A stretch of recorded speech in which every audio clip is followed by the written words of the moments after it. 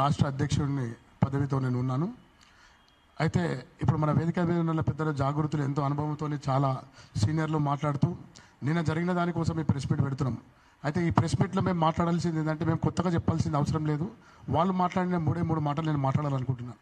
ఇప్పుడు జాగృతి అంటే రాజీవ్ సాగర్ గారు, రాజీవ్ సాగర్ అంటే జాగృతి అనే ఒక నేపథ్యం తెచ్చింది అది అక్కనే. ఇంకోటి మేము రోడ్డు మీద ఉన్నాం. ఇప్పుడు నిన్న మాట్లాడిన వాళ్ళంతా మేము చైర్మన్ అని అంటే ఈ భిక్షపతి గౌడ్ గారు trade corporation chairman, Rajiv Sagar గారు తెలంగాణ ఫుడ్ చైర్మన్, ప్రశాంత్ గారి వైఫ్ జెడ్పీటీసీ, ఇక అనంతరావు అంటే అయినా బీజేపీ అయినా ఎమ్మెల్యే గెలిచాగానే తీసుకుపోయి కండమ కప్పిన ఫోటో నేను చూపిస్తున్నా. మీరంతా పదవిలు అనుభవించలేదని అబద్ధమని మీడియా ముఖంగా చెప్తే మీ ఎంబడి తిరిగిన వాళ్ళు మీరు నవ్వుతుండ్రు మిమ్మల్ని. ఇంకోటి వాస్తవంగా కొంతమంది రాజీవ్ సాగర్ అని ఏమంటుండంటే మేము రోడ్డు మీదకి వచ్చేసినాం, మా భవిష్యత్తు ఏంది, అసలు మమ్మల్ని ఎక్కడ కాకుండా చేసేసారు అన్నాడు. వాస్తవం అమ్మన్నా కరెక్టే, 110% అన్నది నేను ఒప్పుకుంటా.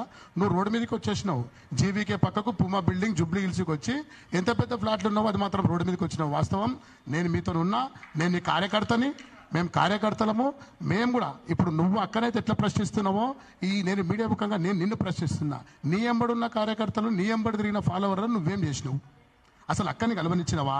అక్కకు నేను బర్త్డేకు ప్రత్యేకంగా నేనే చెప్తాను, నేను బర్త్డేకి అక్కనే కలుస్తా అంటే అక్క లేదని అబద్ధం చెప్పి బయటకెళ్ళి పంపించిన ఘనత నీకున్నది. ఎప్పుడన్నా మమ్మల్ని లీడర్ లెక్క నువ్వు ట్రీట్ చేసినావా చెప్పు. ఇప్పుడు మీరు పదవులు అనుభవించి మీరు చైర్మన్ అని ఏం లేని వాళ్ళు ఒక పోస్ట్ తీసుకొని చైర్మన్ అని ఇవాళ నువ్వు బీఆర్ఎస్కు పోయి బీఆర్ఎస్ జాగృతి నుంచి ఒక అనుబంధ సంస్థనే మేము సపోర్ట్ చేసినాము, ఆ అనుబంధ సంస్థనే మేము పనిచేసినాము, ఆ బీఆర్ఎస్ పార్టీకి విరుద్ధంగా కార్యకలాపాలు జరుగుతున్నా మేము వెళ్ళిపోయినామంటే ఇంకా నేను దేంతో నవ్వాలో నాకు అర్థమవుతలేదు. నువ్వు ఇంత అనుభవం ఉండి నీ కిందున్నలకు నువ్వు నాయకత్వ లక్షణాలు ఏం నేర్పిస్తున్నావో నేను నిన్ను అడగాలనుకుంటున్నా. నువ్వు బీఆర్ఎస్కు అనుబంధ సంస్థ జాగృతి అని చెప్పినప్పుడు అనుబంధ సంస్థ ఏదైనా పొలిటికల్ పార్టీకి పొజిషన్ ఇప్పగలుగుతుందా? ఒక ఎమ్మెల్యే సీట్ ఇప్పగలుగుతుందా? రాజకీయంగా అయినా కూడా అక్క మీకు మీ మీద అసలు వాస్తవంగా ఒక మంత్రికి ఒక నియోజకవర్గ ఎమ్మెల్యేకు కొట్లాట, అక్కకు నీకు కొట్లాట జరిగిందంటే నీ వల్లనే జరిగింది. అది నీ ఆత్మ పరిశీలన చేసుకో. నీ ఎమ్మెల్యే టికెట్ కోసమే కొట్లాట జరిగింది, అది నువ్వు పెట్టుకో. నిన్ను అక్క కుటుంబ సభ్యులను కూడా ఒకసారి నా కొడుకు నా రిలేటివ్ అని పరిచయం చేసిందో లేదో తెలియదు, కానీ నిన్ను మాత్రం నీకు చైర్మన్ పోస్ట్ ఇచ్చినప్పుడు అది కూడా క్యాబినెట్ ర్యాంక్ పోస్ట్ ఇచ్చి ఈయన నా కొడుకు లాంటి వాడు అందరికీ పరిచయం చేసింది. ఇవాళ నీకు ఇల్లు కానీ జాగృతి నుంచి నీకు కారు కానీ సీఎం మన గవర్నమెంట్ తెలంగాణ వచ్చిన తర్వాత ఆల్ 6 కార్ ఫార్చునర్ సీఎం గారి ఫ్యామిలీ కార్ అని చెప్పి ఉన్న కారుని కూడా నిన్ను నమ్మి నీకు వాడుకోనికి ఇచ్చింది. నువ్వు దుబాయ్కి ఎట్లా పోయినావు, నువ్వు లండన్కి ఎట్లా పోయినావు, ఇంటర్నేషనల్ ట్రిప్ ఎట్లా తిరిగినావు, దానికంటే ముందు ఎక్కడ పోయినావు? ఇవాళ నువ్వు అంటున్నావు కేసీఆర్ గారి అభిమానంతో నువ్వు కేసీఆర్ గారు చెప్పు, నువ్వు కేసీఆర్ గారి పర్సనల్ ఎన్నిసార్లు కలిసి మీరు స్టేజ్ మీద కూర్చున్నావు చెప్పురి. మీరు జాగృతి కాకుండా మీరు ఉద్యమంలో పాల్గొని కేసీఆర్ గారితో, కేటీఆర్ గారితో, హరీష్ రావుతో, ఇదే సంతోష్ రావుతో మీరు ఎన్నిసార్లు ఫోటోలు దిగారు చెప్పు. అదే కవితక్క అనేది లేకపోతే మీకు ఫేస్ వాల్యూ లేదు బ్రదర్. మేము ఇప్పటికి కూడా మీరు మాకు వ్యతిరేకంగా చేసినా కూడా మీరు లీడర్షిప్ క్వాలిటీస్లో జాగృతిలో కవితక్క మీకు నేర్పించిన దానికి మీరు విరోధులుగా అయిపోయి వేరే తీరు చేసారు, కానీ మేమైతే అట్లా కాలేదు. ఇప్పుడు కూడా మేము మీకు రెస్పెక్ట్ ఇస్తున్నాం, కానీ మాట్లాడే ముందు మీ ముఖాన్ని మీరు అద్దాలో చూసుకోండి, మీ కాళ్ళను చూసుకోండి, ఇవాళ మీరు వేసుకున్న బ్రాండెడ్ బట్టలు చూసుకోండి, బ్రాండెడ్ చెప్పులు చూసుకోండి, మీ లైఫ్ స్టైల్ చూసుకోండి. మీకు ఒక డ్రైవర్, మీ ఇంటికి ఒక డ్రైవర్, నీకు నడిపేందుకు ఒక డ్రైవర్, మీ ఫ్యామిలీకి ఒక డ్రైవర్. ఎడికెళ్ళి వచ్చిండు మీకు ఫామ్ హౌస్లు ఎడికెళ్ళి వచ్చినాయి? నీకు మెయిన్ రోడ్డు మీద గుడిసెలకి వెళ్ళి రోడ్డు మీదకి నీకు ఫ్లాట్లు 200, 740 ఎస్ఎఫ్టీలో ఇల్లు ఎడికెళ్ళి వచ్చింది 4 కోట్లది. ఇవాళ మీరు మాట్లాడుతుంటే ఏంటంటే యావత్ అంటే ఇప్పుడు కమ్యూనిటీ పరంగా మాట్లాడాలంటే కూడా నేను ఒక మాట చెప్పాలంటే నువ్వు ఒక పోస్ట్ ఉండి కూడా క్రైస్తవులకు కూడా నువ్వు ఏం చేయలేకపోయినావు. ఇదే హరీష్ రావు సిద్దిపేటలో క్రైస్తవ శ్మశాన వాటికలు అమెరికాకు పోయి 110% గుంజేసుకొని ఒక వ్యక్తి బతికుండు లేదు అని చరిత్ర తెలవాలంటే చచ్చిపోయిన బుందలగడ్డల ఈయన మీ తాత, మీ కాక, మీ బాబాయ్ అని చెప్పనీకే మన బుందలగడ్డలే ప్రధానంగా మనకు ఎప్పటికైనా మనకు గుర్తింపు. ఆ బుందలగడ్డను కూలగొట్టి క్రైస్తవులకు బుందలగడ్డ లేకుండా చేసి సిద్దిపేటలు ఉంటే నువ్వు మాట్లాడలే, దాని ఇలా వెటనరీ హాస్పిటల్ ఉంటే నువ్వు మాట్లాడలే. నువ్వు సొంతగా కిందున్న క్యాడర్ని ₹1 సంపాదించకుండా మీరే సంపాదించుకొని మీరే కరోడుపతులు అయిపోయి మీరే పోస్టు తీసుకొని మీరే సామాజికంగా మంచిగా అభివృద్ధి చెంది కిందున్న మొత్తం మాట్లాడేలా కవితక్కనంటే అట్లా అసలు అయితే ఇప్పుడు జాగృతి మీరు అన్నందుకు అసలు కవితక్కతో ఇప్పుడు మీరు ఉండాలి. కవితక్క ఎటువంటి బాధలలో ఉంది, ఇప్పుడు ఎటువంటి కష్టాలలో ఉంది? నీ ఇంకొక మాట ఆయన ఏమంటాడు, మీరు నన్ను సంప్రదించిండ్రా, మీరు మాకు ఫోన్ చేసిండ్రా, నీ ఆత్మ మీద నీ మనసు మీద చేసుకొని చెప్పి నీ ఆత్మ పరిశీలన చేసుకో. జాగృతి ఆఫీస్ ఫోన్ ఓపెన్ చేసేటప్పుడు నీకు ఫోన్ చేసి నీకు 2 సార్లు ఫోన్ చేస్తే నువ్వు ఫోన్ ఎత్తలే. నువ్వు పోతా పిఆర్ఓలను కూడా తీసుకొని ఒక 8 మందిని తీసుకొని పోయినావు. నువ్వు 8 నెలల కింద వెళ్ళిపోయి సడన్గా మునిగిపోయి ఇయ్యాలి ఎందుకు వచ్చినావు? నువ్వు వెళ్ళిపోవాల్సింది. బీఆర్ఎస్కు వ్యతిరేకంగా పనిచేస్తున్నా అన్నది ఒకటి చెప్పు. రేపు ప్రెస్ మీట్ నువ్వు నేను కూర్చుందాం. బీఆర్ఎస్కు వ్యతిరేకంగా ఏం పనిచేసింది చెప్పు. ఈ బీఆర్ఎస్కు ఎంతో మందికి ఎమ్మెల్యే టికెట్ ఇవ్వలేదు చెప్పు. ఇప్పుడు మనం అడగాల్సింది పార్టీని కదా. నువ్వు బీఆర్ఎస్కి పనిచేస్తే నువ్వు బీఆర్ఎస్ పార్టీని అడగాలి. జాగృతి అక్క నీకు పోస్ట్ ఇచ్చినామని అడుగుతావా? ఇల్లు ఇచ్చినామని అడుగుతావా? పైసలు ఇచ్చినామని పొజిషన్ ఇచ్చినామని అడుగుతావా? ఇది మంచి పద్ధతి కాదు. మీ పద్ధతిని మీరు ఏదో నోటికి వచ్చినట్టు మాట్లాడేసినాం, చెప్పేసినాం, పోయినామంటే మన ప్రజలలో ఉన్నాం, ప్రజాక్షేత్రంలో ఉన్నాం. సరే, ఇప్పుడు మేము చూస్తాం. నువ్వు మీకు పొజిషన్ రాలే అంటున్నావు కదా, ఇప్పుడు నువ్వు బయటికి పోయినావు కదా, ఇదే హరీష్ రావును, ఇదే మన సంతోష్ రావును, ఇదే నువ్వు జగదీశ్వర్ రెడ్డిని అంటున్నావు కదా, నువ్వు ఎమ్మెల్యే టికెట్ తెచ్చుకుంటావా, ఎంపీ టికెట్ తెచ్చుకుంటావా, దీనికంటే ఇంకా పెద్ద పోస్టు తెచ్చుకుంటావా? మేము ఇప్పుడు చూస్తాం. ఇక ఇప్పటి నుంచి నువ్వు పోస్టులు తెచ్చుకో. పోస్టులు లేకోసం నువ్వు మాట్లాడుతున్నావు కదా, నీకేం పోస్ట్ ఇవ్వలే, నువ్వు రోడ్డు మీదకి వచ్చేసినావు, నీ బ్రతుకు ఆగమైపోయింది, నీ కెరియర్ ఆలోచన అయిపోయింది అంటున్నావు కదా. ఇప్పటి నుంచి మీరు ఏం పోస్టులు తెచ్చుకుంటారో ఏం చేస్తారో మేము చూస్తామని చెప్తూ ఈ సవాళ్ళు విసురుతూ ఇంకొకసారి ఇటువంటి మాటలు మాట్లాడితే మీరు మా తోటి కార్యకర్తలని మాకంటే పెద్దలని గౌరవించినాం. మీరు అన్న అంటే మేము అన్న అన్నాం. కానీ మీరు మా నాయకురాలకి తిన్న గిన్నెలనే ఉంచేస్తా, తిన్న ప్లేట్ని రంధ్రాలు చేసేస్తా అని మాట్లాడి మీ నోటికి వచ్చినట్టు ఇట్లా మాట్లాడితే ఇంకా మీ చరిత్ర ఇంకా లోతుగా పోయి ఇదే మీడియా ముఖంగా చెప్పాల్సి వస్తుంది. మీరు దయచేసి మీ లిమిట్లో మీరు ఉండి మాట్లాడితే మంచిగా ఉంటుందని. చిన్నో నీకు ఎక్కువ మాట్లాడితే బాగుంటుందని మాట్లాడతలేను అంతే, దానికి మించి ఇంకేమీ లేదు. Thank you.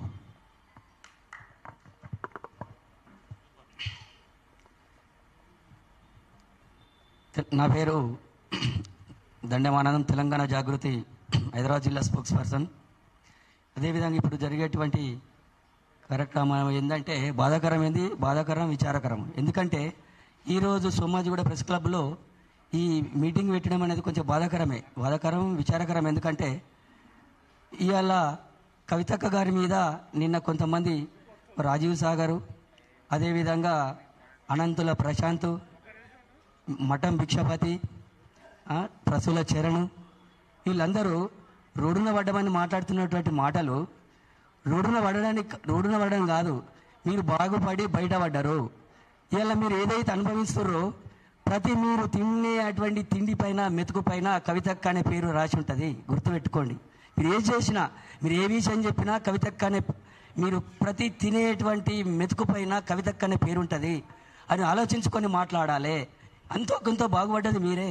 ఇక్కడ ఉన్న వాళ్ళు ఏ పరిస్థితులు ఉన్నారు, ఏం చేస్తున్నారు, వాళ్ళకు అసలు ఒక విషయంగా చెప్పాలంటే 2006 నుంచి ఇప్పటి వరకు దాదాపు 19 సంవత్సరాలు తెలంగాణ జాగృతికి పనిచేస్తున్నటువంటి కార్యకర్తలు, వాళ్ళ స్థితిగతులు ఏజెంట్ అనేటువంటిది ఇవాళ తెలంగాణ జాగృతి తెలంగాణ జాగృతి వైస్ ప్రెసిడెంట్ అనేది రాజీవ్ సాగర్కి తెలుసు.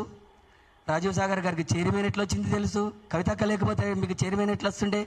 అదేవిధంగా మఠం భిక్షపతి గారికి ట్రేడ్ చైర్మన్ ఆయనకి ఎట్లా వచ్చింది, రాజీవ్ సాగర్ గారికి ఇప్పుడు చైర్మన్ ఎట్లా వచ్చింది. ఇవాళ అనంతుల ప్రశాంత్ అనేటువంటి వ్యక్తి 2013లో జాగృతిలోకి వచ్చినావు. నీకు వచ్చిన తర్వాత మీ భార్య గారు అనేటువంటి ఆమెకు జడ్పీటీ ఎక్కడి నుంచి వచ్చింది? ఇవన్నీ కనీసం ఇంగిత జ్ఞానం లేదా? మాట్లాడేటప్పుడు చేసేటప్పుడు ఇదే రాజీవ్ సాగర్ గారిని నా కొడుకు అని చెప్పింది ఎప్పుడు? ఈయనకు చైర్మన్ ఇచ్చినటువంటి దగ్గరుండి నా కొడుకు అని చెప్పి మాట్లాడినప్పుడు, కనీసం మాట్లాడేటప్పుడు ఆలోచించుకొని మాట్లాడినటువంటి విషయం. నిజంగా మీరు అక్క ఎప్పుడో చెప్పారు, ఒకవేళ జాగృతిలో మేము ఉండలేము, మేము బయట ఏ పార్టీలైనా పోయి చేసుకుంటాము, అక్కడ మాకు లబ్ధి పొందుతుంది అనుకున్నప్పుడు స్వచ్ఛందంగా వెళ్ళండి అని చెప్పారు. మీరు చేసిన తప్పేందంటే మీరు ఏ పార్టీలోకి వెళ్ళండి, మాకు అభ్యంతరం లేదు. కాకపోతే కవితక్కను విమర్శించడం అనేది అది కరెక్ట్ అయిన పద్ధతి కాదు. మేము మీకంటే సీనియర్లం. నేను 54 సంవత్సరాలు ఉన్నా, మీరున్న వాళ్ళకి 44 కూడా లేరు, 44 సంవత్సరాలు లేరు. మీరు అప్పుడే జడ్పీటీసీలు అయ్యారు, చైర్మన్లు అయ్యారు, అలా సర్పంచ్ కూడా అయిన వాళ్ళు ఉన్నారు. సర్పంచుల అవకాశాలు ఇచ్చారు. అంత చేసిన తర్వాత నిజంగా బాధాకరం. ఎందుకంటే కళ్ళ పంటి రక్తం వస్తుంటుంది మాట్లాడితే. నిన్న వీళ్ళు ప్రెస్ మీటింగ్ నుంచి మనసు లేదు. అసలు మేము మాట్లాడతామని నిన్న ఈవినింగే మాట్లాడినప్పుడు కవితక్క అన్నారు, ఎందుకు లేవే ఎవరి విఘ్నతకు వాళ్ళకి వదిలేయండి అంటే కూడా మేము ఖచ్చితంగా మా మనసు అనేది బాధపడి మేము ఊకోలేక మేము ఎందుకంటే వాళ్ళు ఒకటి చేసినప్పుడు మాట్లాడకపోతే బాగుండేది కదా అనే దాంతో ఇలా మేము పాత మొదటి నుంచి 2006లో ఉన్నటువంటి సభ్యులందరూ ఎవరు కనీసము ఇదే ప్రశాంతకు వచ్చిన 6 నెలలకే తెలంగాణ జాగృతి 5వ జిల్లా అధ్యక్షుడు ఇచ్చిర్రు. అధ్యక్షుల తర్వాత ఒక 6 నెలలు సంవత్సరం కాకుండా మీ భార్యకు జడిపిడిసి ఇచ్చిర్రు. ఇవాళ కవితక్కను ఏకవచనంతో మాట్లాడి హరీష్ రావును విమర్శించే స్థాయాన్ని మాట్లాడుతుండు. అంటే హరీష్ నువ్వు ఎవరి దగ్గర అదైగల ఈ స్టేజ్కి వచ్చినావు? హరీష్ రావు దగ్గర ఉండవా?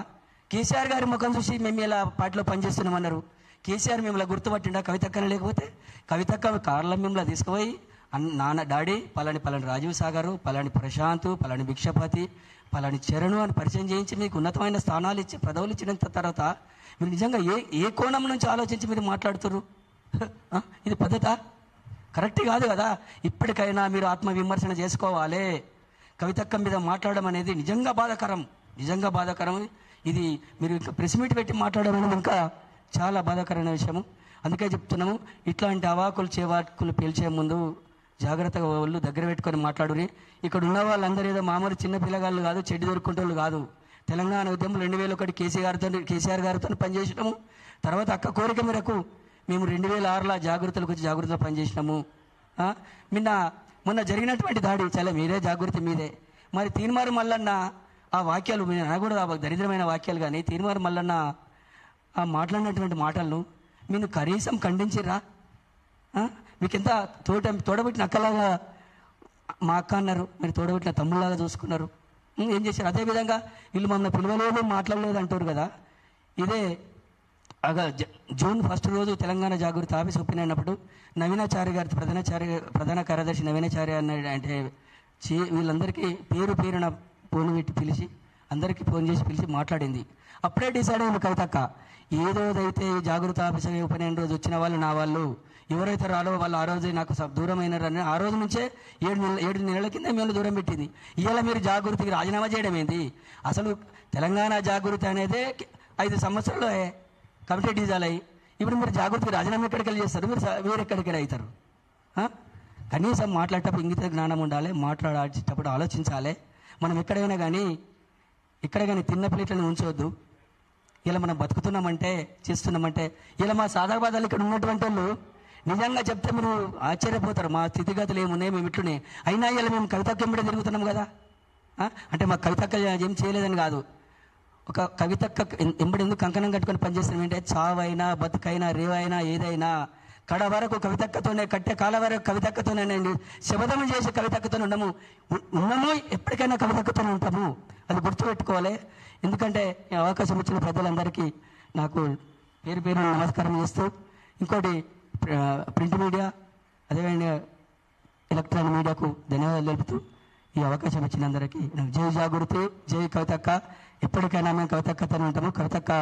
కవితక్క జాగృతి అందరిది, మీది కాదు, మీ ఉన్నది కాదు, మేము ఉన్నది కవితక్కది. ఓకే అండి, థ్యాంక్ యూ.